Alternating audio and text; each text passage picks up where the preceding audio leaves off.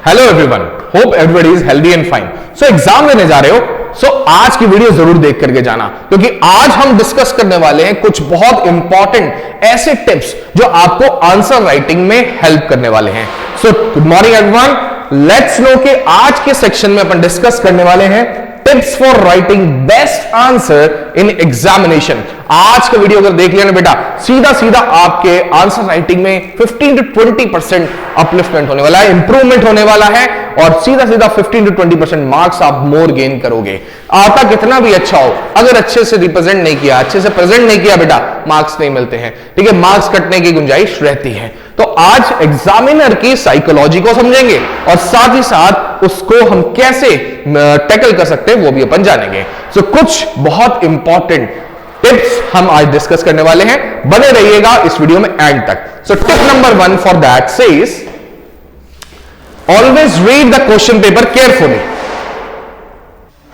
Yes, definitely सबसे ज्यादा avoid किया जाने वाला टाइम 15 मिनट जो क्वेश्चन पेपर को रीड करने के लिए टाइम दिया जाता है, हम जनरली उसको अवॉइड कर देते हैं। हम कहते हैं भाई ये एक्स्ट्रा टाइम हम इसको लिखने में ज्यादा इन्वॉल्व करेंगे, लेकिन बेटा जो 15 मिनट्स दिए जाते हैं स्टार्टिंग में आपको किसी भी क्वेश्चन पेपर को पढ़ने के लिए, उसको थॉरोली रीड करो। देखो कि उस क्वेश्चन पेपर में कहां पर क्या चीज, किस तरीके के क्वेश्चंस आए हुए हैं।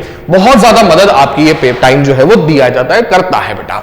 ठीक है, तो हमेशा मेक श्योर कि always read the question paper carefully, very very carefully. Okay, so moving toward tip number 2 which says make strategy of attempting the paper. Attempt first 10 best questions. यहां पर आती है एग्जामिनर के साइकोलॉजी की बात, जो हम डिस्कस करेंगे बेटा।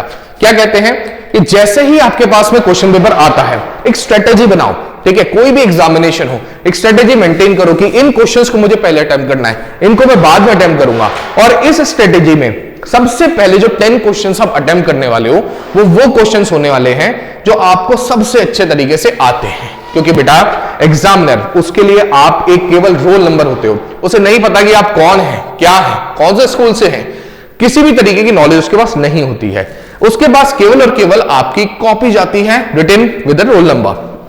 तो वहां पर अगर आप सबसे अच्छे 10 आंसर्स को अटेम्प्ट करते हो, तो एक माइंडसेट, एक साइकोलॉजी क्रिएट करता है एग्जामिनर के माइंड में कि भाई इस बच्चे को बहुत अच्छे से तैयारी करके ये आया है और अच्छे मार्क्स उसमें आने के चांसेस ज्यादा होते हैं। Okay, so here we have tip number 3 which says ensure good handwriting.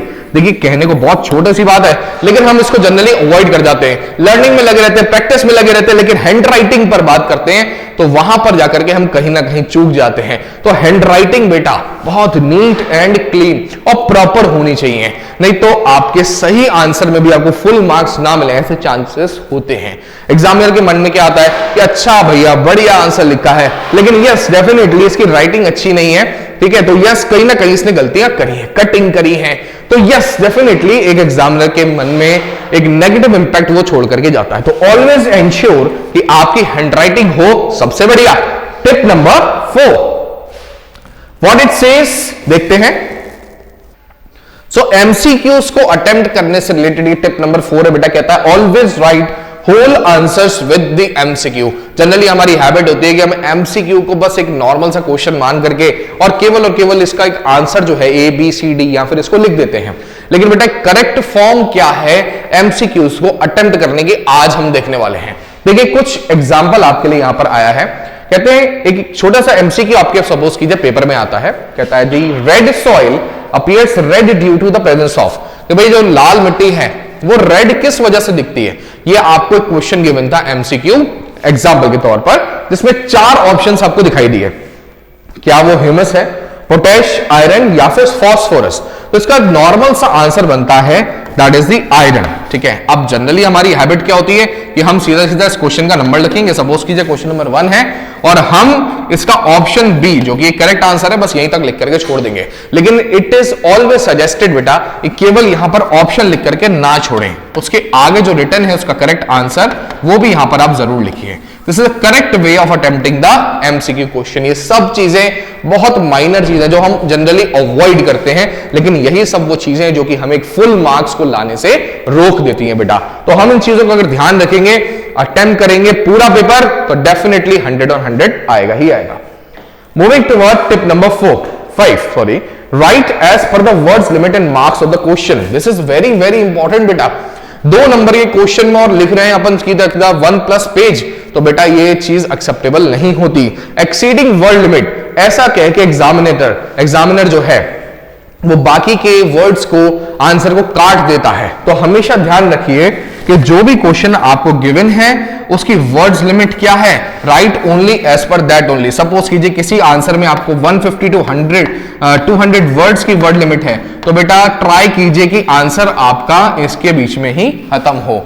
बहुत ज्यादा जरूरी है तो 10 to 20 वर्ड्स प्लस कीजिए, एल्स इसको with in the word limit finish करने की आदत डालिए।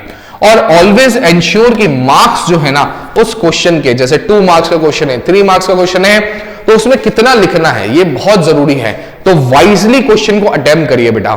2 नंबर का क्वेश्चन है, आता हमें बहुत कुछ है, तो हम चाहते हैं कि उस क्वेश्चन को बस हम लिख दे, ठीक है, स्टार्ट टू एंड पूरी कहानियां लिख देते हैं चैप्टर की, बेटा गलत है। तो आपको हमेशा एंश्योर करना है कि कितने मार्क्स का क्वेश्चन है और attempt that question as per the marks only. Okay, so moving toward tip number 6, which says underline the most important points of the answer। देखिए जो भी आंसर आप लिख रहे हैं तो उसके जो भी इंपॉर्टेंट पॉइंट्स है ना उसको अंडरलाइन कर दीजिए, हाईलाइट कर दीजिए। देखिए हाइलाइटर हमें एग्जामिनेशन में अलाउड नहीं होता है, तो yes we can do that कि उसको हम अंडरलाइन कर देते हैं। अंडरलाइन करने से क्या होता है कि जो मेन पॉइंट्स क्वेश्चन के हैं एग्जामिनर का फोकस उनकी तरफ जाता है, और छोटी मोटी अगर गलती आपने की भी है तो वो इग्नोर भी होने के चांसेस होते हैं।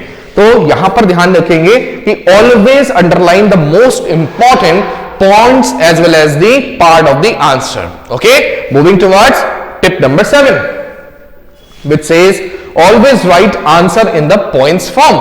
ट्राई कीजिए ज्यादा से ज्यादा पैराग्राफ्स को अवॉइड कीजिए और पॉइंट्स में लिखने की आदत डालिए। ठीक है, कोशिश कीजिए कि क्वेश्चन को जैसे हम अटेम्प्ट कर रहे हैं तो पॉइंट्स में हम उसको लिखें बेटा। एग्जामिनेशन कैसा भी हो, चाहे कोई भी क्लास में आप हो, ठीक है, इन चीजों का ध्यान रखेंगे, आपके नंबर कटने की चांसेस बहुत कम हो जाएंगे। तो भाई always right answers in points form. ठीक है, हाईलाइट कीजिए एक मेन पॉइंट को, उसकी हेडिंग रखिए पॉइंट को, एंड उसका पूरा एक्सप्लेनेशन उसके बाद में लिखिए। Okay, so moving toward tip number 8, which says make table for question asking for differentiation। Very important part.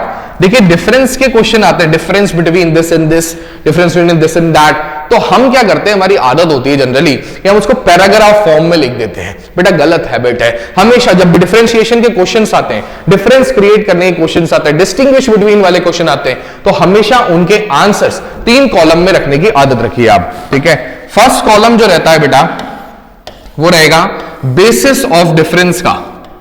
ठीक है, बेसिस ऑफ डिफरेंस, ये सबसे पहला कॉलम कि भाई किस बेस पर आप डिफरेंस कर रहे हो जिन 2 चीजों का। आप सपोज कीजिए आप किसी भी 2 पॉइंट्स को कंपेयर कर रहे हैं, X Y Z and ABC, तो उनका यहां पर आप नाम लिखेंगे और जो भी बेसिस ऑफ डिफरेंस है, पॉइंट नंबर 1, पॉइंट नंबर 2, वो यहां पर आप मार्क करके उनके आगे लिखेंगे बेटा। तो this is the correct way of attempting the question related to distinguish between or differentiation। ठीक है, याद रहेगा, अवॉइड कीजिए बिल्कुल डिफरेंस के क्वेश्चंस को पैराग्राफ में लिखने के लिए। Okay, here we have tip number 9, always attempt all the questions।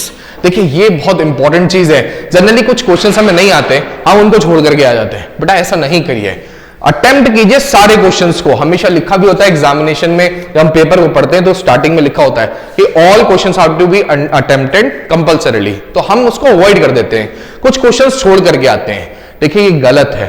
जितना आता है, जैसा आता है, भाई पूरे साल पढ़े हैं, कुछ तो उससे रिलेटेड हमें आता ही है, अपने ऊपर विश्वास रखेंगे और उसमें जरूर कुछ ना कुछ लिख करके आएंगे। इसका एक फायदा और भी है, एक सीक्रेट है जो मैं आपको बताता हूं बेटा, कि कभी कभी क्या होता है कि एग्जामिनेशन पेपर में कुछ क्वेश्चंस गलत भी आ जाते हैं। उस केस में केवल उन्हीं बच्चों को उन गलत क्वेश्चंस के बोनस मार्क्स मिलेंगे जिन्होंने उन क्वेश्चंस को अटेम्प्ट किया हुआ होता है। और यही करेक्ट रीजन भी है कि आपको वास्तविकता में सारे क्वेश्चंस को अटेम्प्ट करना भी चाहिए। Okay, moving towards tip number 10, avoid cutting, make strike through.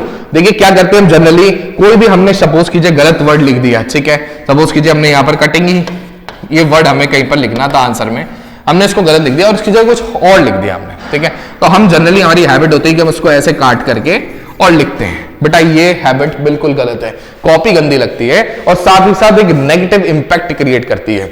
इसकी जगह आप करेक्ट वे क्या कर सकते हैं, इसकी जगह आप कटिंग को लिखेंगे और सपोज कीजिए आपने इसको गलत लिख दिया है तो आप सिंपल सा एक स्ट्राइक थ्रू यानी एक सिंपल वन लाइन से उसको कट कर सकते हैं। ठीक है, तो avoid cutting, make strike through. Okay, moving toward tip number 11, always add diagrams and examples.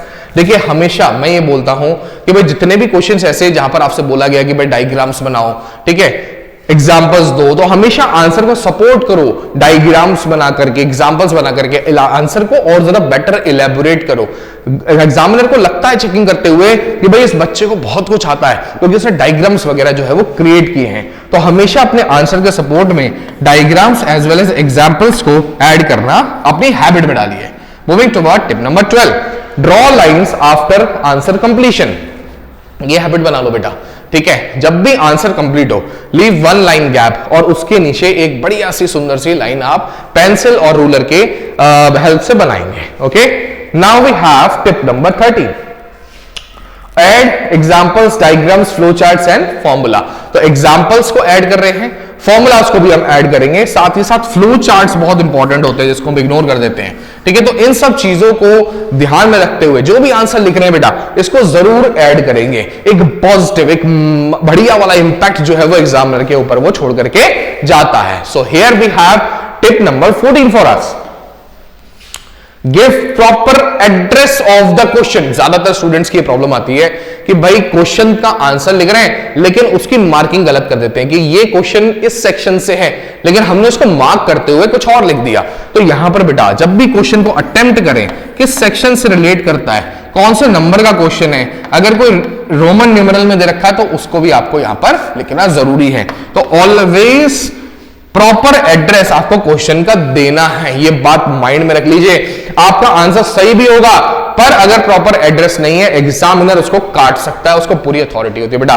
तो ये सब चीजें जो हमारे यहां पर विजिलेंट रहने की जो जरूरत होती है ना, पूरा प्रेजेंस ऑफ माइंड के साथ में जो टेस्ट पेपर को, क्वेश्चन पेपर को अटेम्प्ट करने की जरूरत है उसको आप जरूर ध्यान रखिए बेटा। ठीक है, so here we have the last tip for the day, tip number 15, recycle the answer if short of words while writing, right? Answer को लिखते लिखते कभी कभी क्या होता है कि वर्ड्स याद नहीं आते हैं कि इस पर्टिकुलर आंसर में क्या लिखे। समझ में आता है कि हमने इस आंसर में ये लिखना चाहिए पर वास्तविकता में भूल जाते हैं कि भाई वो राइटिंग में वर्ड्स क्या होने चाहिए। तो बेटा अगर ऐसा कुछ है तो यहां पर हमें आंसर को रिसाइकिल करना आना चाहिए। जो पॉइंट्स ऑलरेडी रिटन है उसी को थोड़ा सा ट्रांसफॉर्म कीजिए, थोड़ी सी समझदारी लगाइए बेटा और उन्हीं पॉइंट्स को आप रिपीट कर सकते हो लैंग्वेज को थोड़ा सा डिफरेंट करके। आप क्वेश्चन को छोड़ करके आए उससे बेटर है, this is the last point कि भाई आप उसको अटेम्प्ट भी करें और पॉइंट्स को हमेशा पूरा भी लिखें। एक जाते जाते आप लोगों के लिए बोनस टिप ध्यान रखिए, ये बहुत इंपॉर्टेंट टिप है जो आपके एग्जामिनेशन में आप जनरली करके भी आते हैं। देखिए ध्यान से देखिएगा, जनरली क्या होता है बेटा जी कि हमारे सपोज कीजिए कोई भी एक XYZ हमारे पास क्वेश्चन पूछा गया, ठीक है, उसका हम आंसर लिख रहे हैं, जिस आंसर में हमें 5 पॉइंट्स दे रखे थे, ठीक है, लेकिन हमें ओनली इसमें से 4 पॉइंट्स याद है, ठीक है, वो 4 पॉइंट्स को हमने लिख दिया। अब हमारी आदत क्या होती है कि हम 5 पॉइंट लिखेंगे भी यहां पर, 5th नंबर डालेंगे, लेकिन उसको हम ब्लैंक छोड़ करके आ जाते हैं। ठीक है भाई, यहां पर ये आपकी गलती है। ठीक है, यहां पर इस ट्रिक्स को करना अवॉइड कीजिए। आपको अगर 4 पॉइंट्स आते हैं तो 4 ही पॉइंट्स लिखिए, 5th नंबर को ना डालिए, क्योंकि एग्जामिनर कभी कभी ये चीज को इग्नोर भी कर देता है कि भाई अच्छा इसमें 5 पॉइंट्स थे, इस बच्चे ने तो केवल 4 ही पॉइंट्स लिखे हैं, 5th पॉइंट नहीं लिखा है। अगर एग्जामिनर से ये चीज दिमाग से आउट होती है तो आपको उस आंसर के पूरे मार्क्स मिलने के चांसेस है बेटा। तो ये कुछ छोटी छोटी चीजें हैं, अगर माइंड में रखेंगे, ध्यान से पेपर को अटेम्प्ट करेंगे, और yes definitely presence of mind that is the key for attempting any paper successfully. ठीक है, प्रेजेंस ऑफ माइंड को ध्यान में रखिए, डरिए मत, घबराइए मत, अपनी तैयारी पर पूरा भरोसा रखिए। ठीक है, पूरे साल मेहनत कीजिए बेटा, अच्छे से मेहनत कीजिए, दिल लगा करके मेहनत कीजिए, कुछ सीखने के लिए हमेशा पढ़िए, अपने आप को अपग्रेड करने के लिए पढ़िए, अपग्रेड अपस्किल कीजिए अपने आप को। और इन पॉइंट्स को हमेशा ध्यान में रखेंगे तो किसी भी तरीके से बेटा आपके किसी भी एग्जामिनेशन में पॉइंट्स कटने के, आंसर कटने के या फिर नंबर कटने के चांसेस बहुत ही ज्यादा रिड्यूस हो जाएंगे। I wish you all the very best for your future examination. Thank you.